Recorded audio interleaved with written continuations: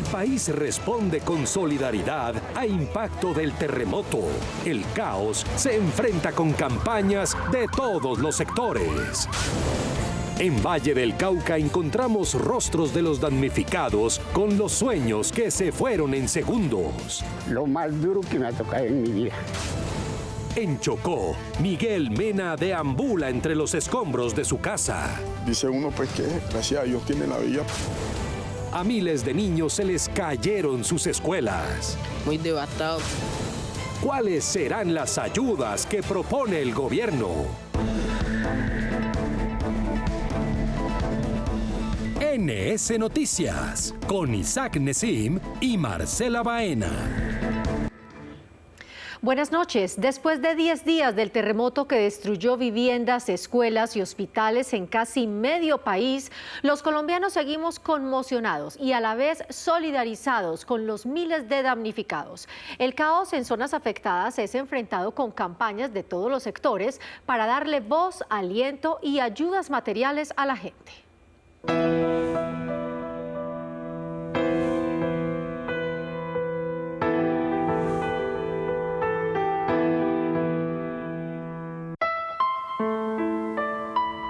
El terremoto dejó una huella devastadora en Colombia. La emergencia golpeó a 15 departamentos en 470 municipios y deja 312 personas fallecidas, 290 desaparecidas, 358 personas rescatadas y más de 4.380 personas heridas. La dimensión de los daños también se refleja en los hogares. Más de 134.282 viviendas resultaron averiadas y 29.680 quedaron destruidas. Además de 5.808 edificios averiados y 277 edificaciones colapsadas en su totalidad. A esto se suman 334 centros de salud, 3.423 instituciones educativas, 5 aeropuertos y 97 acueductos afectados. Los animales de compañía también sufrieron la dura embestida de la naturaleza. 1.310 animales presentan alguna herida y ya van 485 rescatados de los escombros. Cifras que demuestran que más allá de la emergencia, Colombia enfrenta ahora un enorme desafío de reconstruir vidas, viviendas y territorios. En Restrepo, Valle del Cauca, NS Noticias encontró los rostros de los damnificados. Son historias de vida que reflejan cómo el trabajo de muchos años y los sueños quedaron sepultados en segundos.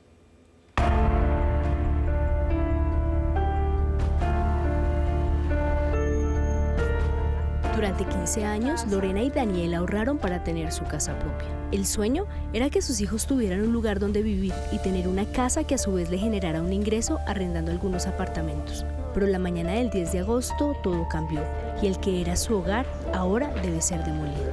Es una inversión muy grande la que hicimos y en el momento no contamos absolutamente con nada.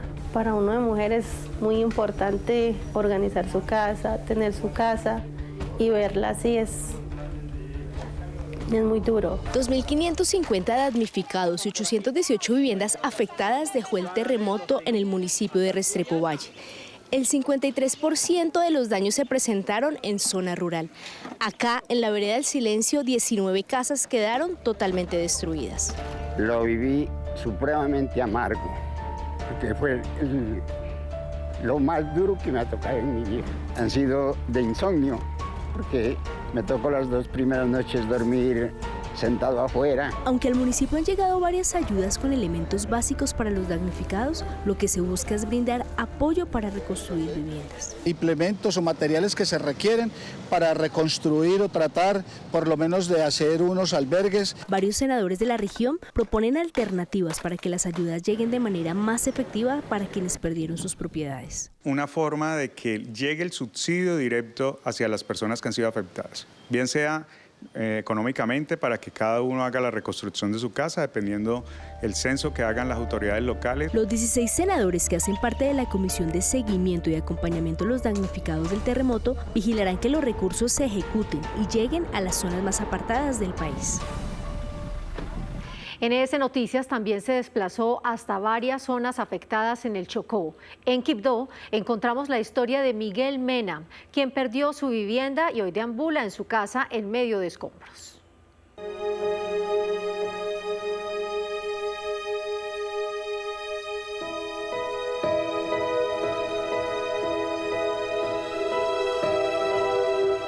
En 90 segundos Miguel perdió lo que construyó en 20 años.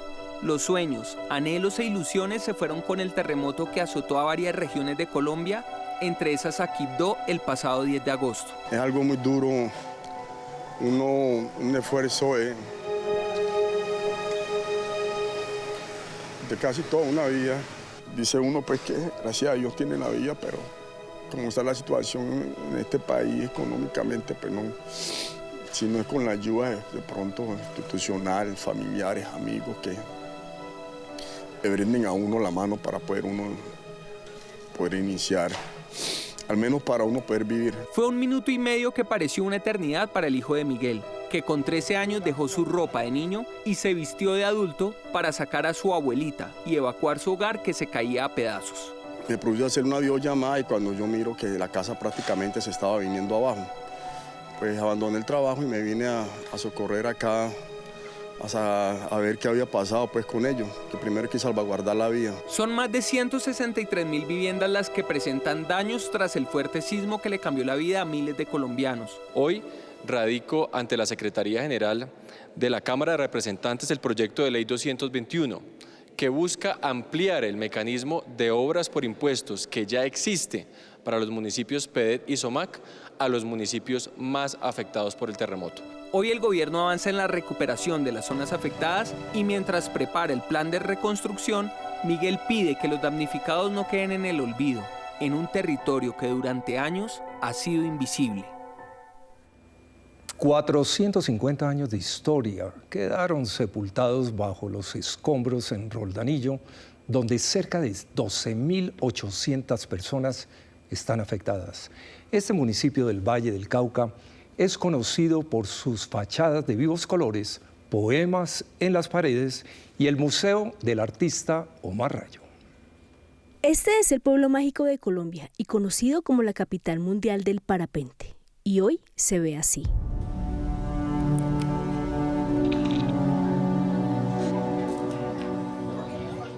El terremoto dejó 3.671 viviendas afectadas, de las cuales 1.856 quedaron totalmente destruidas.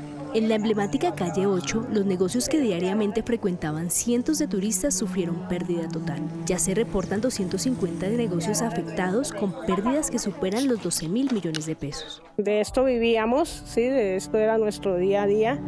Y por el otro lado la casa que pues uno está ahí a la incertidumbre esperando que venga alguien que sepa realmente para que nos evalúen. Es muy triste ver convertido en cenizas el sueño de tantas personas y fruto de trabajo de toda una vida. Varios senadores han visitado la zona afectada y adelantan acciones para que la ayuda llegue a los damnificados. Deben llegar los subsidios a los damnificados de vivienda, los subsidios para los negocios y debemos empezar a tomar otras medidas. Las personas que tienen créditos con el sector bancario, necesitamos, como se hizo en la pandemia, parar esos cobros. Volver el color que caracterizaba las edificaciones de este municipio será el gran reto por el que desde ya trabajan sus habitantes y autoridades locales. Y más de 2.000 sedes educativas fueron afectadas durante el terremoto. El equipo de NS Noticias estuvo en Unión Panamericana en el Chocó. Allí casi 500 alumnos se quedaron sin dónde recibir sus clases. El reloj había marcado la primera hora de clase para los estudiantes del Colegio San Rafael el 2 cuando la tierra empezó a moverse. Fueron pocos segundos, justo el tiempo necesario para que los niños lograran evacuar la institución y evitar la tragedia en un colegio en el que su más nueva edificación se empezó a venir abajo. Estaban todos los niños en el colegio. Los niños bajaban por la rampa y se salieron a la calle y todos estaban en mi casa. Los cuadernos de José Luis y Yasser, así como los de 480 de sus compañeros, aún siguen en las aulas. Me siento muy devastado, mirar mi colegio así, muy triste.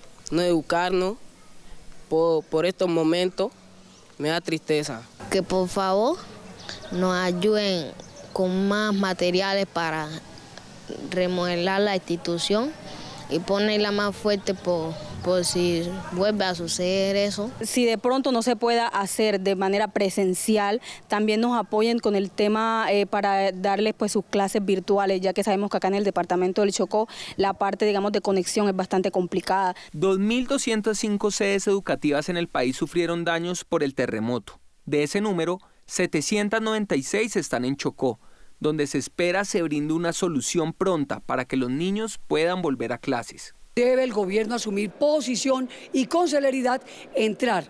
Uno, adelantar un diagnóstico efectivo, con trabajo de campo, con personal idóneo y técnico. Conectividad, equipos, pero sobre todo que haya voluntad es la petición de las comunidades educativas. Ahora, la tarea para las autoridades será reconstruir el colegio y garantizar que el terremoto no termine llevándose también su derecho a una educación digna.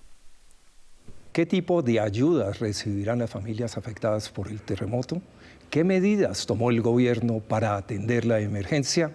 Pues hay subsidios, créditos, alivios y recursos económicos. El primer paso fue declarar el terremoto como desastre nacional. Y ahora, con la emergencia económica, el gobierno busca tener herramientas para mover recursos y adoptar medidas especiales frente a la crisis. Sencillamente eran totalmente impredecibles, sirven para atender mejor, de manera ágil, a los ciudadanos que tanto lo están necesitando. El paquete contempla apoyo para pagar servicios públicos, subsidios de arriendo, ayudas económicas para familias vulnerables y alivios tanto tributarios como financieros. La gente necesita las cosas, pero ya.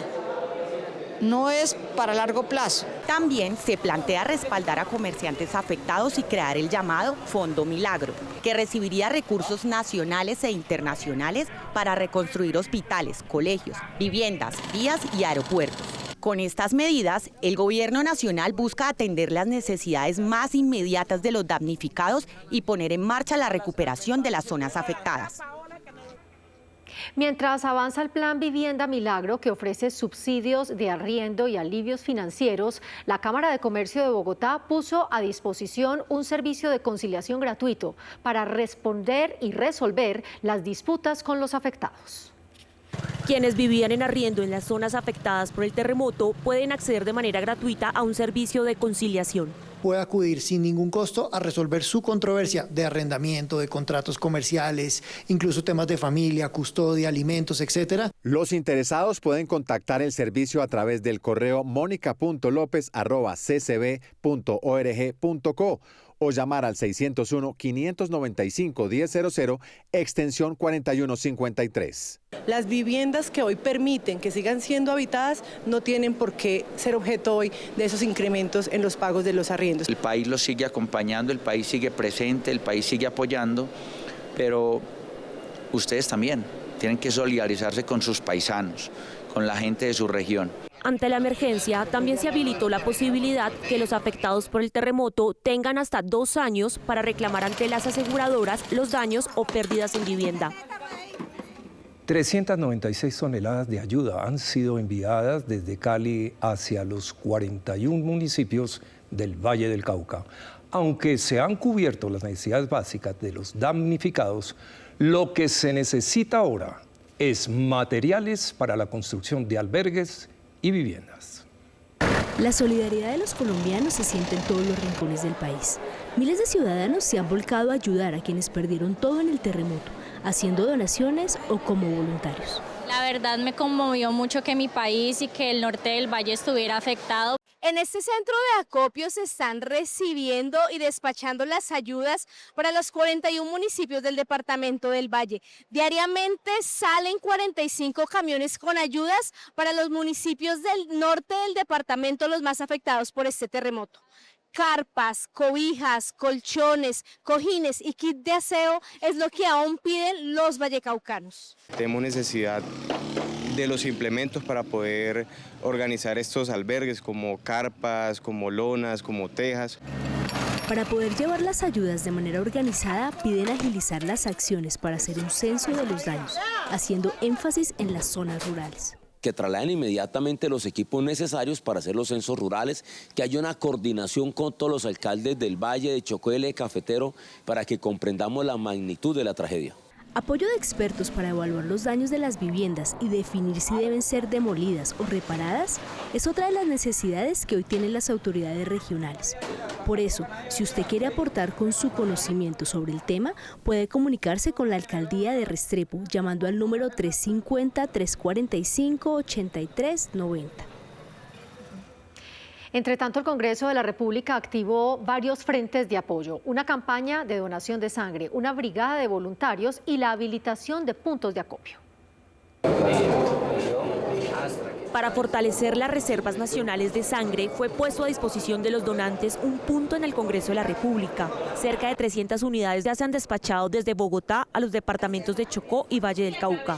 Además, los puntos de acopio para recibir ayudas humanitarias continúan. Cualquier cosa que podamos ayudar es más que bien recibida. Desde el Senado se desplegó una brigada de voluntarios para organizar y clasificar las donaciones en uno de los puntos de acopio. La jornada permitió la movilización de 600 toneladas de ayudas desde el norte de Bogotá. Estamos recibiendo donaciones de material de aseo, sábanas, cobijas, colchonetas, insumos médicos, insumos para bebés. No importa ningún tema de partidos políticos ni nada de eso, nos importa la solidaridad de los colombianos. El centro de acopio dentro de la Biblioteca del Congreso ha facilitado la recolección de alimentos, agua, aseo y ropa. En este momento las personas afectadas no tienen la posibilidad de generar ingresos por varias razones. Algunos ni siquiera tienen dónde dormir, se necesitan carpas. Entonces este tipo de espacios como el Congreso de la República, que estén en Bogotá, las personas pueden acercarse para apoyar. Además, se realizó una velatón para acompañar espiritualmente a las familias afectadas, encendiendo una vela como símbolo de esperanza y memoria ante la tragedia. Nuestra comunidad digital se expande. Ya superamos las 30 millones de visualizaciones mensuales. Encuéntrenos en todas las redes como Noticiero Senado y en YouTube como NS Noticias. Gracias por elegirnos. La región Caribe podría estar a 30 días de enfrentar una nueva crisis energética.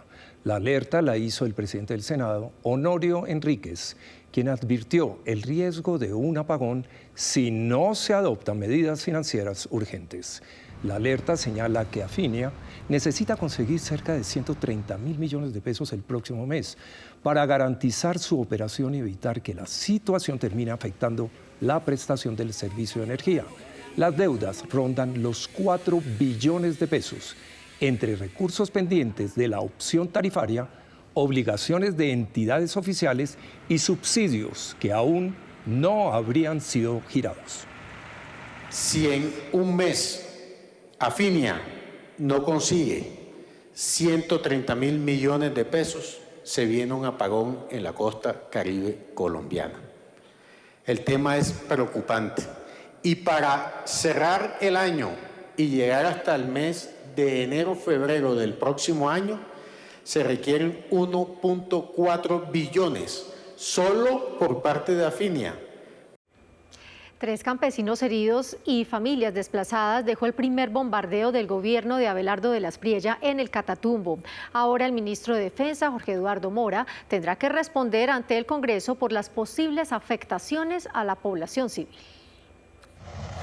La operación fue dirigida contra una estructura del ELN. De la misma, el gobierno reportó la neutralización de 2 presuntos integrantes de ese grupo y varios campamentos destruidos. Sin embargo, la Defensoría alertó por las afectaciones a campesinos de la zona. Y bombardear a la gente que lamentablemente ha tenido la desfortuna de vivir en los espacios donde más conflicto armado hay, no es una manera de combatir. La preocupación está en determinar si durante la operación se cumplieron los principios del derecho internacional humanitario y qué medidas se tomaron para proteger a los civiles. En Colombia ya tenemos una historia de asesinatos selectivos de población civil para presentar resultados a orden y a presión de ministros de defensa indolentes. La proposición también generó posiciones encontradas dentro de la discusión. A estos grupos ilegales toca derrotarlos y si con apoyo de las grandes potencias de Estados Unidos logramos hacer bienvenido, y si con el apoyo de Israel podemos recuperar lo que nos ha quitado. Ahora Será el ministro de Defensa quien deba explicar ante el Congreso cómo se planteó la operación y qué garantías existen para evitar nuevas afectaciones a la población civil. ¿Qué contiene el libro blanco presentado por el presidente de la Espriella? El mandatario se ha preguntado también qué pasó con los recursos públicos durante el anterior gobierno. Son más de 130 páginas en donde, por ejemplo, se afirma que en la Unidad Nacional de Gestión de Riesgo se habría perdido el rastro de 1.3 billones de pesos. El festín fue de tal tamaño que el nivel de endeudamiento llegó al 61% del PIB, el más alto de nuestra historia nacional. Y buena parte de esos recursos fueron dilapidados, depredados, robados desvergonzadamente. Pérdidas por 2,5 billones de pesos en aire, un déficit de 23 billones de pesos en el presupuesto del Ejército y un ICETEX golpeado por un recorte presupuestal del 70% figuran también en el libro. Mami, nosotros le decimos que en vez de estar haciendo cacería de brujas que no le competen, atienda lo inmediato. El terremoto que pasó en varios departamentos y que hoy sus ministros que se van de vacaciones y no quieren atender. Qué bueno sería que ese libro blanco también llegara a la Comisión de Acusaciones que investigue y juzga al presidente de la República, pero también que la Procuraduría, la Contraloría y la Fiscalía hagan lo propio con muchos funcionarios que se prestaron para malversar fondos. El libro blanco o libro de la verdad ya está en manos de las autoridades. El siguiente capítulo será establecer qué ocurrió, quiénes deberán responder y cuánto dinero público puede recuperarse. Una foto en redes creó un debate en torno al ministro de Vivienda, Jaime Andrés Beltrán, quien 6 días después del terremoto apareció en una playa de Santa Marta con su familia. Aunque se ha bajado el tono, hay voces que piden moción de censura. Sería la primera vez que un ministro que lleva menos de 15 días en su cargo es sometido a un debate de moción de censura. La oposición quiere hacer su agosto. Yo hasta le traje bloqueador por si le faltó, porque en ese video salió bien pronunciado. Hasta Shakira interrumpió sus vacaciones, su agenda, para irse para el Chocó y comprometerse con la gente que lo necesita. El ministro ofreció disculpas y dio explicaciones. Yo entiendo el dolor que están viviendo muchas familias y por eso me disculpo si las imágenes fueron sensibles, pero también quiero que comprendan mi naturaleza como padre. Otros sectores proponen que el debate, en vez de intentar tumbar al ministro, sea constructivo e incluso ya tienen propuestas concretas. Que este tema de el ministro con su familia un día en la playa se evite el día que venga el ministro, porque ahí es donde yo insisto, senador, perdemos tiempo. Eso no es lo que el país quiere escuchar hoy. Al ministro de Vivienda que tiene que congelar los arriendos en estas zonas del país. Y también le pido al ministro de Vivienda que tiene que congelar los precios de los materiales de construcción en estas zonas de Colombia. En la Cámara de Representantes avanza también una iniciativa para adelantar un debate de moción de censura contra el ministro de Vivienda. Los incendios forestales no paran. Entre el 16 de junio y el 14 de agosto fueron reportados 438 incendios en 191 municipios de 19 departamentos. Por esto fue citado a debate el ministro de Ambiente y el director de la Unidad de Gestión del Riesgo. Una de las principales preocupaciones es que no exista un registro público y actualizado que permita establecer con claridad el tamaño de la emergencia. El debate también pondrá la lupa sobre la capacidad de respuesta de los territorios en época de fenómeno del Niño y temporada seca. Está afectando los ecosistemas, está afectando los componentes hídricos de estas regiones, pero también, por supuesto, a la gente. No hemos visto ni el ministro de Ambiente ni al de Gestión del Riesgo diciendo cuál es la carta de navegación y la ruta crítica. Por eso, este debate de control político para nosotros. A propósito, la Comisión Primera del Senado fue citada a un debate de control político para conocer qué medidas prepara el nuevo gobierno frente a una eventual temporada de sequías, altas temperaturas e incendios forestales. Uno de los puntos centrales será la seguridad alimentaria. El Senado pedirá respuestas sobre las acciones previstas para proteger la producción agropecuaria, garantizar el abastecimiento de agua y evitar una reducción de las cosechas que termine golpeando la disponibilidad y el precio de los alimentos. En este momento, nosotros creemos que por la evolución del fenómeno con lo que va a pasar, con lo que se va a tener que atender, creemos que debe quedarse en una citación. ¿Por qué lo hago con suficiente anticipación, señor presidente? Porque un incendio no controlado lo que va a derivar es en una crisis del agua, en una crisis de la prestación del servicio. Mirar hacia La Mojana y el boquete de Caregato en el departamento de Sucre y aprovechar ahora las condiciones climáticas que atraviesa el país para intervenir el punto por donde se inunda la región, proponen senadores a las autoridades nacionales. La petición es concreta, que se avance en el cierre del dique mientras las condiciones del río lo permiten. No es un problema nuevo. En agosto de 2021 se rompió Caregato y según cifras expuestas en el Senado, aquella emergencia dejó alrededor de 254.000 damnificados. Cada periodo de gobierno que ha pasado, gobiernos locales, regionales, lo han tenido como un fortín de una problemática que no tiene solución. La Mojana está conformada por 11 municipios de Bolívar, Sucre, Córdoba y Antioquia. 4 departamentos que padecen las inundaciones. Con la ruptura del dique de Caregato, las afectaciones en viviendas, vías, cultivos y actividades económicas se han vuelto recurrentes en la temporada de lluvias. Podemos decir ya una pequeña boca, la de Caregato, que empezó con 2 kilómetros de abertura y hoy lo que apenas tiene son 60 metros y ha faltado la voluntad política. En abril de este año, la UNGRD informó que la ampliación del Canal de la Esperanza permitió desviar cerca del 60% del caudal del Cauca y reducir la presión sobre Caregato. Pero la solución estructural sigue pendiente.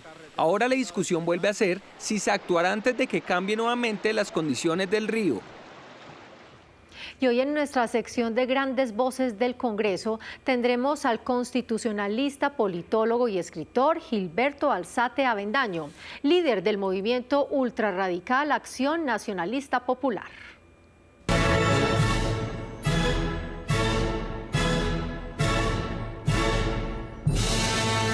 Era apodado el Mariscal y lo llamaban el As Godo. Su pensamiento político fue inspiración del discurso ideológico del grupo neofascista Tercera Fuerza. También tuvo influencia del falangismo español y del fascismo italiano. No en vano se le recuerda por su parecido físico con Benito Mussolini. Gracias a su destacada oratoria y a la influencia que ejercía, fundó la Acción Nacionalista Popular, partido disidente del conservatismo. Es evidente, excelentísimo señor, que estamos en un momento crucial de la vida colombiana, en un vértice promontorio histórico semejante al de 1886, con parejos deberes y responsabilidades a los de aquella generación patricia que regeneró la República. Durante su intensa vida política, intentó representar el ideario del movimiento filofascista de los Leopardos, luego de la caída de la hegemonía conservadora. Alzate fue elegido director del Partido Conservador y miembro de la Asamblea Constituyente que sustituyó al Congreso. Su muerte prematura truncó su ambición de ser candidato presidencial en 1962. Fue enterrado en el Cementerio Central de Bogotá, donde permanecen sus restos. En NS Noticias seguimos con la comunidad afectada por el terremoto.